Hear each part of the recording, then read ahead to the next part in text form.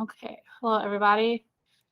I'm gonna share my screen with you, but I apologize. It's gonna be my entire screen because I have a few resources that I want to show you across the top of my screen here. And in order to do so, I need to show you my whole screen. So let's start off with part of the lesson. So I'm going to preview the week for you and talk about the things and remind you what we're going to be discussing in class per your guys' suggestions and what you wanted to review. My board got erased, so if I missed something that we had written on the board that you guys want to review, please send me an email or remind me in class on Tuesday. Then I want to go over rhetorical analysis, and I want to, you guys asked for like ideas, like what does this mean? We've talked about it, we've kind of hinted at it, I've given you a couple lists, but we're still struggling with it, and I understand that. So I'm going to go through some of those things, and that's where those resources are going to come in. Then I'm going to review the comparison strategies, and they're going to use rhetorical analysis and comparison together. And as a reminder, always check your syllabus for any due dates and assignments. So for the week, we need to do the 10-on-1 and 1-on-10. We need to discuss the double entry journals. Those are the two things I have on the list for the week. You guys, as I said, mentioned the rhetorical analysis and the comparison strategies. We also talked about SOA and the notice and focus, and I feel like I'm missing one or two things, but my board got erased, so I can't remember. So again, send me an email or remind me on Tuesday of something else that I missed. Okay, rhetorical analysis. I'm going to be posting 6 resources in Canvas, okay? There's going to be resources in Canvas for these things. I'm going to put it all on a single page. I'll title it rhetorical analysis or resources for rhetorical analysis or something like that. And there are going to be 6 links to some PDF files, okay? How to talk about rhetorical analysis, says or does to help with analysis, rhetorical devices, some other ideas for rhetorical devices, rhetorically accurate verbs, and tone words. I feel like these are going to be the resources that are going to help us to start dissecting those things so we can compare, okay? We can make comparisons using these ideas. We can also talk about comparisons through pitch, complaint, and moment. We can also talk about comparisons with content and evidence, and things like that. So before I move on to the strategies, let's talk about those resources. So hopefully you guys are seeing these. So this is a says and does, okay? You can use these to kind of help you start with some verbiage or some phrases, especially when you're talking about the claim that the author is making, okay? So Rodriguez illustrates his points. Deficient or none that's not very good is Rodriguez talks about it, right? So if you're talking about something he's claiming or criticizing or praising or suggesting, here are some, obviously there are others here. Here are some other verbs that you can use that are stronger verbs, better verbs. It's saying he says or he talks about, okay? Then if you're talking about something that is done, okay? So he claims one thing or he illustrates one thing, and how does he do that? Okay, he gives an example, compares two things, he summarizes, uses emotional language, cites an authority, okay? So these are things that he does. So in order to prove what he says, he does these things, okay? So here's one way of here's some sentence starters and some strong verbs to kind of help you get started on some analysis, okay? The next point, in regards to rhetorical analysis, okay? We've talked about ethos, pathos, and logos, right? Here's some questions to kind of get you started with, these 3 things, okay? So an author can appeal to these things. And appeals is almost as bad as uses. The author uses logos or uses pathos. I don't like those. Appeals is almost as bad, but not quite, okay? I prefer that. Say something like, the author creates a sense of empathy, if you're talking about pathos, right? The author creates a sense of urgency. Okay, the author, let's go back to our says and does, right? Let's go back. The author implies an illogical reasoning behind this, right?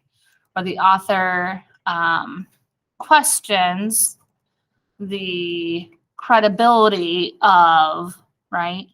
When you go back to these verbs, what is the author doing? What is the author saying, okay? And how do they say that? Then that's where we get to these things, right? The other things you can look at, okay, when we talk about devices, these are tools or techniques. They use imagery, figurative language, repetition, allusions, apostrophes, oxymoron. Apostrophe is not the punctuation, by the way. Understatement. So here's a list of things right here, right? There's also this device list right here that when you click on it, comes to a Google Doc, and it has, again, a larger list with definitions, okay? Again, things that you can look at and describe, okay? Oh, did I just close the one I wanted? I did. One moment. Oops. Oh, gee whiz. Oh, goodness. I'm closing all the wrong things. Well, okay, I am all over the place here. But anyways, that was a huge list. If I do this. Ta-da. I don't know what I just did there. Okay. There's also even more devices here. Sorry for jumping around on the screen. I apologize, but other ways you can talk about, okay, these don't have to line up here, by the way. If you talk about ethos, you don't have to use these logos, structures, pathos, styles. These are three categories up here. These are three separate categories. They don't align to what's above them, okay? So you think about structure, are they arranged chronologically, spatial, order of importance. This is also called climactic. Compare, contrast, definitions, descriptions, classifications, narrates, cause and effect, problem solution, okay, and so on, okay? These are different structures, okay? Think of the genre. Is it a speech? Is it a letter? Is it an article? Is it a science, like a report, right? Okay, what's the structure of it? And we're talking about tone, okay? And here's a huge list of tone words. Okay, it's massive. So it talks about tone, talks about the mechanics, okay, formal and creative. Look at all these tone words. Okay, it's also really great for just describing what you're trying to do in your text as well. We're talking about what the author is doing. Look at all those tone words, look at all their definitions. It's a huge list of tone words for you. Talk about diction, we have denotation, connotation. Okay, let's talk about like academic jargon, specialized vocabulary, right? There's a lot of different words you can use for diction. Talk about syntax here, the structure, simple, compound, complex. You also talk about syntax in regards to like imperative, exclamatory, declarative, interrogative. So like, is it a question? Is it an exclamation? Is it just ordering you to do something, or is it just an informational sentence, a declarative sentence, right? We can also talk about this in regards to how long the sentence is, okay? Is it a periodic sentence, a short, medium, or long sentence, right? So this is sentence style, like the type of sentence it is also, like I said, the type of sentence in regards to declarative, exclamatory, also length of sentence, also falls in this category. Okay, so again, this is a lot of things we could talk about. I'm throwing a lot of things at you right now. I'm just going to close out some things to make sure I'm not. So here's another list of rhetorically accurate verb. Again, strong verb. There's going to be lots of lists of strong verbs. There's obviously going to be some overlap, but what I like about this one is something you should try to avoid. These are very generic. These are things that we've been doing for years. Try to avoid these ones, right? Okay, here's one that's going to be, I think, is going to be the most helpful is where we get to down here. There's like there's 4 pages, but there's 3 examples here where basically the actual analysis, this is the type of writing, so as well as actual analysis, citing techniques and effects. This row on all 3 examples is where you want to be at. So when you want to talk about ethos, you couldn't say President Obama uses ethos. First of all, he uses, oh my God, please don't use this, right? He uses ethos. Again, still bad. He uses the ethos, but at least you clarify how or why he does it so you can trust him. Bad identification. President Obama appeals to ethos. Again, remember, I said it's still wrong. To establish his credibility with the audience. Well, how does he appeal? I mean, appealing to ethos is the establishing credibility, so it's like duplicating what you're saying. Kind of getting somewhere. Obama's humility and honesty about his own feelings while delivering his Nobel lecture help his audience trust the message he delivers. Notice that the word ethos isn't used at all, where it says help his audience trust the message he delivers. That's referring to ethos, okay? Specifically, trusting the message, okay? But how does he get that? It's through this. humility and honesty about his own failings. So this is getting somewhere, right? But look at this one down here. It's much better. In his Nobel lecture, President Barack Obama acknowledges the controversy of his selection when his accomplishments are slight and others around the world are far more deserving of the prize than he. Which again gets to that honesty and humility up here, right? Obama also admits that he lacks a definitive solution to the problems of war, even as he is there to speak of his noble goal of a just and lasting peace. This is not a weakness, rather it leads his audience to trust his recommendations. See how that citing text evidence, the effect of the text evidence, and how his audience feels about that evidence. Obviously, this whole thing then is talking about ethos without ever saying I'm talking about ethos. Okay, so here's ethos, logos, and pathos. Okay, 3 examples there. We have diction, syntax, and tone. Okay, again, terrible, bad, basic, getting somewhere, and actual analysis. Okay, obviously we want to live down here in this 4th row, the actual analysis row. We also have down here audience, context, and exigence. So I provide you with multiple examples here, not from me. I did not create this. I found this, but it's a great resource of how to talk about it, how to write about it, which I think is where we're struggling.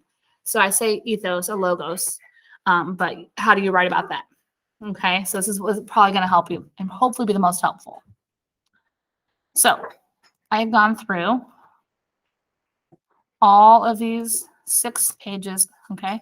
They will all be linked in Canvas for you, and hopefully that's going to help you like you asked for. We can review this and talk more about this when I'm back on Tuesday. Okay, we've done this, we did this last week, and we reviewed it at the end of last week, so let's talk about it again. The comparison strategies, since we are going to compare and critique essay. Strategy 1 is where you notice a key comparison, which is a similarity or a difference, okay? You argue why that is so important, okay? The idea is to focus on this specific thing and really analyze it in depth. Strategy 2 is when you use one text to explain the other text. Oh, and I have the wrong there. I apologize. I will fix this. This will be T-H-E-R-E, dang.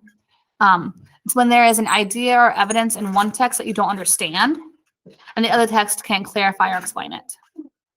Yeah, that's okay. I'm gonna fix that now. There. Strategy 3 is similar to strategy 2. That's where you use one text to respond to another text. So you look at how one text takes issue with or questions or complicates a point in the other text. Okay. And strategy 4 is when you notice a similarity between 2 texts and you identify what's different within that similarity. Or you notice that there's a difference between 2 texts and identify what's similar within that difference. Okay. So how are we going to put that together? Why? I am struggling today and I apologize. So what you're going to do is you're going to read 2 texts. Okay. You're going to read fairy tales and a dose of reality. Yes, I'm jumping back to fairy tale. I know we've already done fairy tale, but I did this because they had some shorter texts. And so instead of assigning you a longer text or 2 longer texts to read, I'm assigning a shorter text. So I know we're jumping back to fairy tale, I'm not sticking with the film stuff. And I apologize for changing the chapter, but I'm hoping you'll appreciate it because it's a shorter text. So you're going to read Fairy Tales and a Dose of Reality. It's in our rack book, 327 to 329. So it's like 2 pages total or something like that. Then for your second text, you can choose either one of these. You should have read both. You should have read one of these already. Half of you read Cinderella, Not So Morally Superior. The other half of you read Fairy Tales and Modern Stories. So you don't actually have to read a second text. You might want to review and kind of skim back through these, but you've already read one of these texts. Just choose the one that you've already read, and then use this first one as your second text. So here's your first text, and then for your second text, choose whichever story you have already read. Okay, so those are your 2 texts. Now we're going to combine rhetorical analysis and a comparison strategy. So after looking at those 2 texts, you need to identify a rhetorical analysis element that's similar or different in both texts. Okay, and I go back to those resources. You're going to identify something. Okay, I give you a whole list of helpful ideas. Then you're going to use one comparison strategy to write a paragraph about that similarity or difference. Okay, instead of leaving you hanging, okay, last week your guys' comments about what you struggled with on the e-learning day is not knowing what I expected and not having a sample or an example to look at. So it's not a full example, but hopefully it should at least give you an idea. Okay. So my 2 texts, I have the myth of co-parenting and making a child minus the couple. So here are my 2 texts, co-parenting and making a child minus the couple. Okay. Both of them talk about parenting and having kids and how to do that. If I were to read through these and I notice that the similarities of them are like they have similar diction, they have a similar way of establishing their logos, they have a similar tone. For differences, I notice they have different audiences. They also have different types of evidence. One uses more anecdotal or story-like evidence. The other one uses more statistic and that type of evidence, okay? So I noticed these, okay? And I'm going to choose one. And I'm going to choose to talk about diction, okay? So diction came from my list of rhetorical elements from the resources page, okay? Remember here that even I have a huge list of resources, okay? You could also talk about the pitch, complaint, and moment. You could talk about something from the method, right? Binaries, anomalies, repetitions, strands. You could talk about the authors and where they're coming from. You could talk about the anything that we discussed this entire quarter so far, right? So even though I've given you a list of rhetorical analysis elements, you can choose other things. Like I said, pitch, complaint, moment, one of the pieces of the method. Any of those things are going to fall into this category. I chose these things, and specifically I'm going to focus on diction. So after I've read my 2 texts, I'm going to note either a similarity or a difference. I'm going to go with a similarity, and specifically I'm going to choose diction. So I'm going to write a paragraph. My analysis paragraph is going to look like this. And I'm going to use strategy 1. Strategy 1 is just how a key similarity or a key difference is really important. I'm going with similarities. So I need to talk about this, how the similarity in diction here is really important in understanding these 2 texts and how they're similar and what about it, okay? So when looking at these 2 articles, the strategic use of specialized diction, notice how I clarify what type of diction it is? The strategic use, and I also there, right? The strategic use of specialized diction serves to further each author's claim. So here's almost like my claim for my paragraph. I would then continue elaborating and explaining why I think this is the case and how the similarities for both work within their texts. So how does the specialized diction help the first author establish their claim and further their claim, as well as how does the specialized diction in the second article help that author further their claim, okay? And I would kind of talk about the 2 things together and what works well, okay? If I used strategy 2, okay, let's say I didn't understand something in the co-parenting article, but I felt it had the similar diction. I could use what I understood in the making a child article and how that diction was helped me to explain and understand a concept in the co-parenting article. If I'm taking this idea of diction again, I could talk about, and I use strategy 3 instead, I could talk about how the diction in making a child argues against what the diction in co-parenting says about a certain topic, okay? Or questions or complicates the co-parenting. Strategy 4, I can talk about how they both have the same diction, okay? The similarity is diction here. However, okay, so I have to note, and I have to explain the similarity in diction here. I could even start with this exact same sentence, but what I would do next after this first sentence is I'd then further on and saying, however, despite this, they both use the diction similarly, right? Strategic use of specialized diction serves to further each author's claim.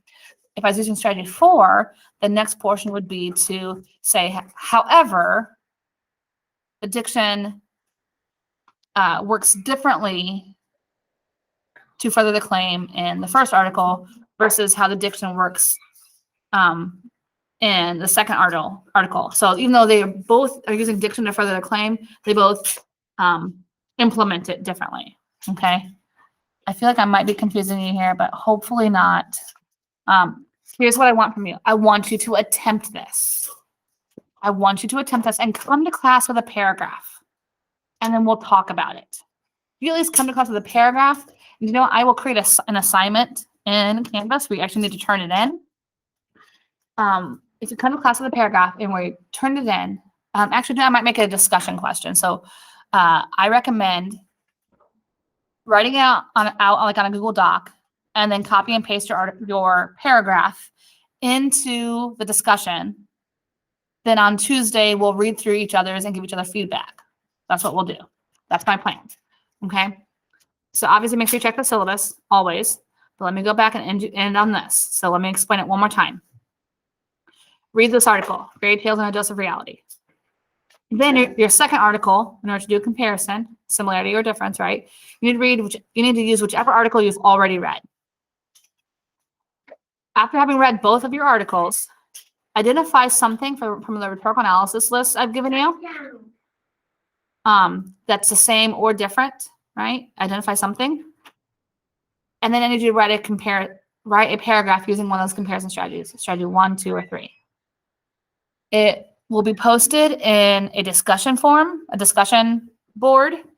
And on Tuesday, as long as you've posted your answer to the discussion board, on Tuesday, we'll discuss it and talk about it and go through what maybe you didn't answer or didn't understand, but at least attempt it. As always, if you have questions, email me. I hope this made sense. At least attempt it and do what you can. So let's end this.